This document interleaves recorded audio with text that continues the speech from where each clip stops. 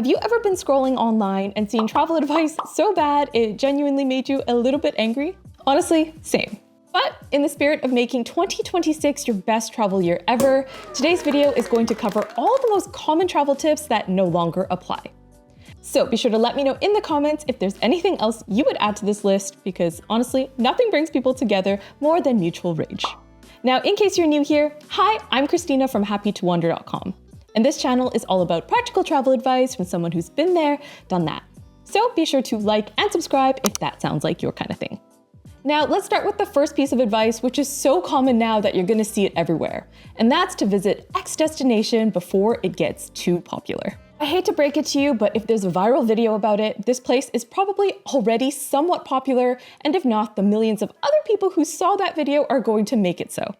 So instead of basing your travel decisions off of trying to scoop a place before everyone else finds out about it, do just choose places that actually interest you, with things that you actually want to see and do.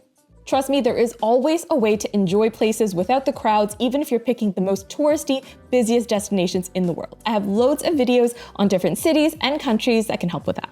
Now, on a similar note, another bad piece of advice I see a lot is to go on social media to look for ideas on hidden gems and things to do. The problem is, these days, the word hidden gem is very often used as a buzzword that is continually rewarded by social media algorithms, which means people will continue to use them even when they're no longer hidden, or even if they were never really gems to begin with. Unfortunately, very rarely are these places actually hidden gems, especially after they've gone viral once or twice. They also tend to prioritize places that just look cool or have nice aesthetics, which doesn't always make for the most fulfilling or interesting experiences. So if you're currently just using social media, typing in hidden gems, and that's the extent of your research, you can definitely do better. Instead, what I would recommend is, yes, use these viral videos as a base for your research, but then also make sure you're reading the comments, because people are very, very quick to call out BS when they see it. And so if you compare the comments with the video, oftentimes you get a much more balanced review. And if you really want to find more offbeat alternative things to do in a city, Atlas Obscura is a great website and resource that I always use on every trip.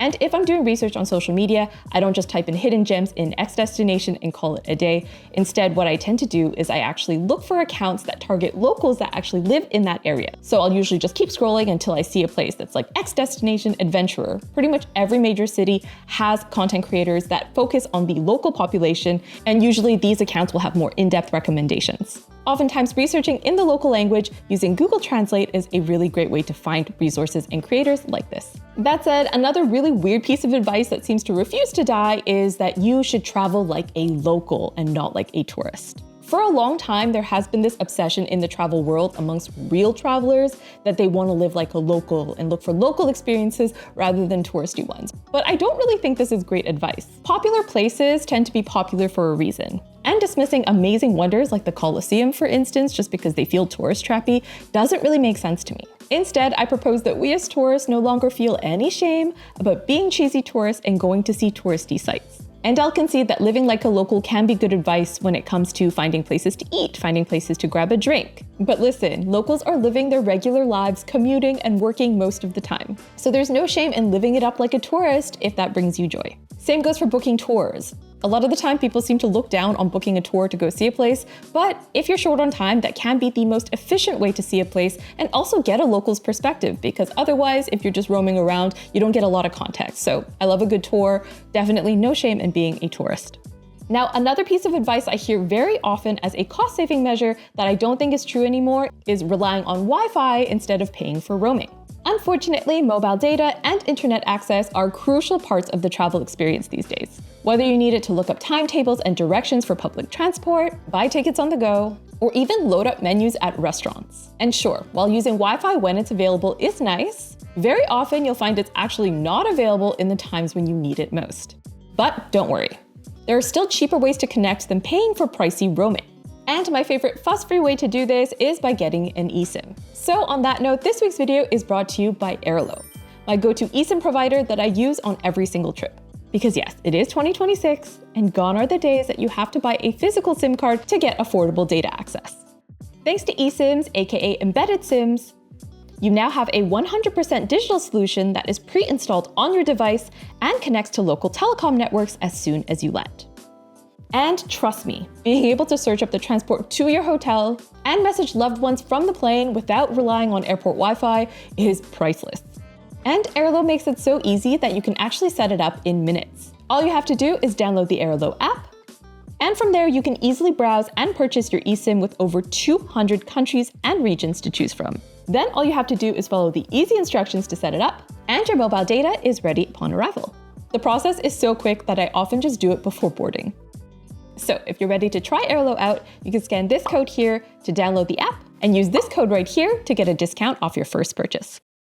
Thanks again to Airlo for sponsoring this week's video. Now let's continue with our next piece of outdated advice, which is to always travel in the off-season or shoulder season to avoid crowds. I will say this can be true depending on the destination. In fact, I actually advise this a lot in my different destination guides, but what this isn't is one-size-fits-all advice. Oftentimes the shoulder season or off-season are named that for a reason. Namely that the weather is bad and key attractions are actually not open. So instead of just blindly booking a trip for off-season or shoulder season because it's cheap and because there will be fewer crowds, which isn't always the case anymore, do make sure you are doing research and figuring out why it's shoulder season or off-season. Is there a particular reason nobody goes then? And after you do that, you kind of weigh the pros and cons and decide whether or not it's worth it. Now, the next travel tip I sometimes hear that honestly makes me want to cry is don't book anything, just be spontaneous. That's the way travel's meant to be. I get it. In certain circles, it seems to be looked down upon that you're a planner, that being type A is not cool, and that really the spirit of travel is just about rolling with the punches and being spontaneous. The unfortunate truth is this. In 2026, you need to book things in advance.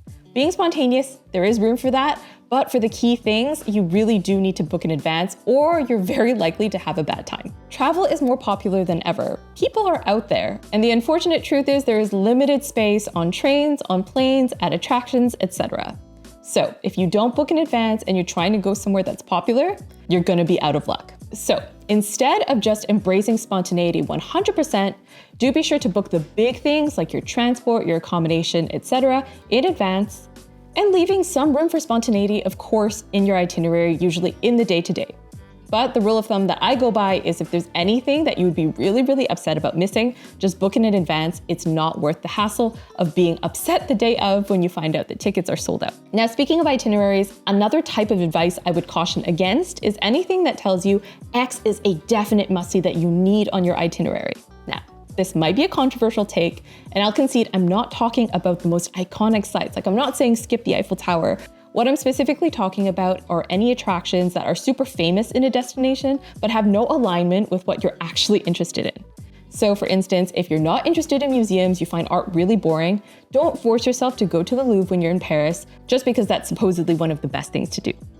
Instead, you know yourself best. At the end of the day, you are traveling for yourself and not for anyone else. So think about what it is that you're truly interested in and don't just go off of what supposedly the top 10 sites are, because I promise you'll have a much better time this way. Now, another thing I don't really agree with is that traveling carry-on only is always better, especially not in 2026. And it breaks my heart to say this because I am definitely team carry-on all the way, but my fellow team carry-on people, please let me know in the comments if you are. You have to admit that the case for carry-on travel is becoming less and less compelling. The truth is these days restrictions on carry-on bags are stricter than ever. You're getting less and less space, you're getting less and less weight allowance, and they're actually starting to check. Once upon a time, they never checked. These days, it's becoming super common, and your personal item that goes under the seat is pretty much the only thing that's guaranteed to make it on the plane with you, since so many airlines are starting to gate check bags as well, even ones that are well within the dimensions that they allow. So yes, instead of just assuming carry-on only is the best way, do actually compare the prices, because sometimes you'll find these days checked bags can work out to be cheaper and also much less stressful. I'll be honest, I still continue to travel carry-on only just because I hate waiting at baggage claim and I'm always paranoid that my bag's gonna get lost. But really, if you're just trying to save money, traveling carry-on only isn't always worth it these days. Now, another common piece of advice amongst the real travelers crowd is to never get a taxi from the airport because it's gonna cost you so much money and you're just better off using public transport. Now, again, if you're traveling light and you're traveling in a very small group like yourself or as a couple, yes, public transport can be amazing and oftentimes it is a fraction of the cost of a taxi. But when you're traveling with a bigger group, like a family for instance, and you have bigger bags, honestly, there is nothing wrong with a taxi. Once upon a time, airport taxis used to be scam central just because things weren't really regulated and it was very easy for taxi drivers to take advantage of new arrivals. But these days, a lot of authorities have caught on, and now there are things like flat fees from the airport to the city center. And there's also loads of rideshare apps where you can pre-order your ride in advance so that you know exactly how much it's meant to cost. And because there's a paper trail, you're much less likely to get scammed. On the highest level of service, you can even easily book paid pickup companies like paid chauffeurs who will come to the airport and wait for you with a sign that has your name on it. Welcome Pickups is a really good site for this. Another piece of advice that I don't agree with is when people say, oh, you can just use Google Translate when you get there. You don't really need to learn any of the language. Truthfully, yes. For most destinations, you don't need a fluency in the language to be able to travel there anymore. Google Translate and other translation apps are so good that you can even translate menus on the go, translate signs on the go. But I really don't think that's a substitute for learning at least the very basics so that you're able to politely interact with people as you go. So instead of just relying on Google Translate, be sure to learn some basics like hello and thank you. Because at the end of the day, it costs nothing and it's just nicer. It'll get you better service. It's just a more polite way to travel in general. Plus, knowing how to pronounce place names properly and pronouncing things the local way can go a long way in terms of asking for directions, just because a lot of the time locals, even when they can speak great English, it doesn't really compute to them when you're butchering a place name that they grew up with. So just make sure you know how to pronounce things the local way. Now, another fairly outdated piece of advice that I would warn against is to always book Airbnbs because they're always cheaper. In 2026, that is no longer the case. These days, booking with Airbnb can mean a lot of extra cleaning fees and extra headaches like trying to coordinate a check-in time and surprise chores. So instead of assuming Airbnb is always cheaper, make sure to price compare and check out other options as well. These days, hotels are pretty competitive and they have some compelling perks as well, like having a front desk where you can actually leave your bags. That's my pet peeve with staying at Airbnbs, is that you never really have somewhere to leave your suitcase if you want to check in early or if you want to explore on the day of your checkout. I will say though, apartment rentals can be very handy for longer term stays or if you're looking for specific amenities like a kitchen to save money. But in general, just make sure to compare all the options and don't just assume one is always going to be better than the other. Now, another piece of advice that's well-meaning but ultimately untrue is you don't need cash anymore. Everything's cash free, just bring a card. Or alternatively, another piece of outdated advice is to only bring cash. Because yes, these two conflicting pieces of advice can be given out in equal measure depending on the destination. But in general, this advice is bad either way, because the true answer is to always bring both, because you always want to be prepared. So instead of just bringing one or the other, depending on what you read online, make sure you always have both as a backup. If it's a place that's mainly card heavy, you don't need to bring stacks of cash, but having at least 20 to 50 bucks depending on the place can be a really huge help in the case that your cards get stolen or maybe they're not working for whatever reason. And in places where cash is king, make sure you also have a backup card, like a travel-friendly card that doesn't charge you any fees. My favorite one is Wise. I've been using them for years and they're really, really great. You can get a free card and then you don't get charged anything when you do ATM withdrawals abroad. So yes, make sure you have a bit of cash and make sure you have backup cards. And if you're bringing multiple cards and backup cash, make sure you are separating these things in your bag, just in case, let's say your backpack gets stolen, then you can reach in your suitcase and you have something extra.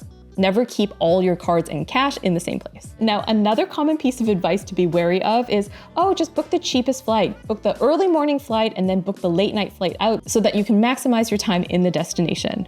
I'm gonna be so real with you. This sounds amazing in theory that you're gonna get some extra hours in the place, but it's not so amazing when you arrive 5 connections deep, you're super jet lagged and you just wanna sleep, but it's 6 a.m. in the morning and you have like 8 hours until you can check into the hotel. And it's also not amazing when you have to wake up at 3 a.m. just to make it to the airport in time for your 6 a.m. departure. And I get it, I've been there. I used to trick myself into thinking that early morning flights are better because they're cheaper and you get more time, but maybe this is my age showing. I cannot handle those anymore. And you really have to think about the fact that once you get to the destination, you want to be in top form, you want to be well rested. So instead of just automatically booking the cheapest flight, do factor in other costs as well. Be sure to look into, if you arrive early, how much extra is it going to cost you to maybe need a taxi instead of public transport? Or how much is it going to cost to store your luggage? All these other additional fees that can factor into it. If you actually compare the costs that way, sometimes you'll find it's cheaper to just take that afternoon flight that's going to be way more comfortable. Next up, do also beware when people say, just use Google Maps. You don't need to worry about navigating. Again, Google Maps can be great, But there are certain situations where you're not going to have access to maps. There's also situations, depending on the destination, that Google Maps isn't the best navigation app, or it's not really good at reading signals. Like if you're in some of those really old cities in Europe, for instance, that have really labyrinth-like old towns, like sometimes Google Maps can have trouble telling exactly where you are. So don't just default to Google Maps every single time. Depending on the destination, make sure you're researching whether or not there's a different alternative that locals prefer. And also, don't be too reliant on your phone either. You do want to make sure you know how to navigate at least a little bit without your phone, just in case it dies, it gets stolen or whatever. And in some destinations these days, phone snatchings are a very common crime. So you want to make sure you're able to navigate without staring at Google Maps the entire time too. Also, most people don't recommend this anymore, but there's still some people that say it, so I'm just gonna stop it right here. Do not wait last minute to book and try to save money. These days, with dynamic pricing systems, it is very, very rare for prices to actually go down right before a flight, especially if you have your heart set on a particular destination.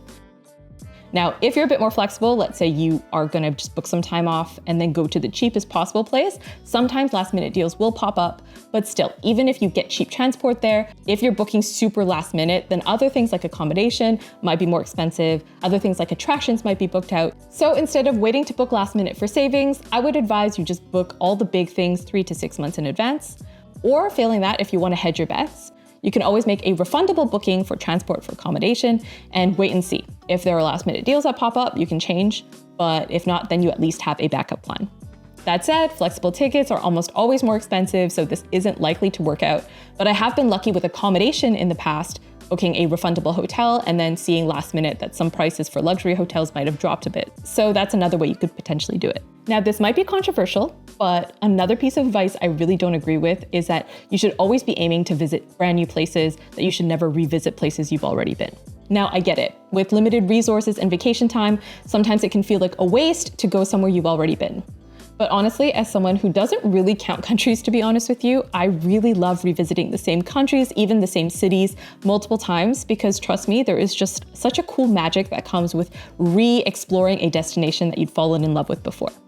Even if it's just tacking on a familiar city to an itinerary full of new places, I highly encourage you to not just visit new places all the time and consider going back to places that you've really loved, because that is super, super magical. Let me know in the comments if there are any places that you would happily return to over and over, because I know I've got a ton. Finally, I just want to end this off by saying that a lot of the advice you find online these days is unfortunately outdated, especially when it comes to things like restrictions or regulations. So always make sure you're actually going to an official source like government websites or official airline websites, rather than relying on third-party publishers, because unfortunately with the rise of AI, things like that, I've been blogging for 10 years, so I know this. It's very, very hard for independent publishers to keep everything up to date, even if they're trying their best. So do make sure you're always going to an official source. And this goes for trusting AI overviews as well, or using ChatGPT to plan your trips. A lot of the time, that is not going to be fully accurate, so always fact check. All right, thanks so much for watching. Again, let me know in the comments what other bad travel tips you would add to this list,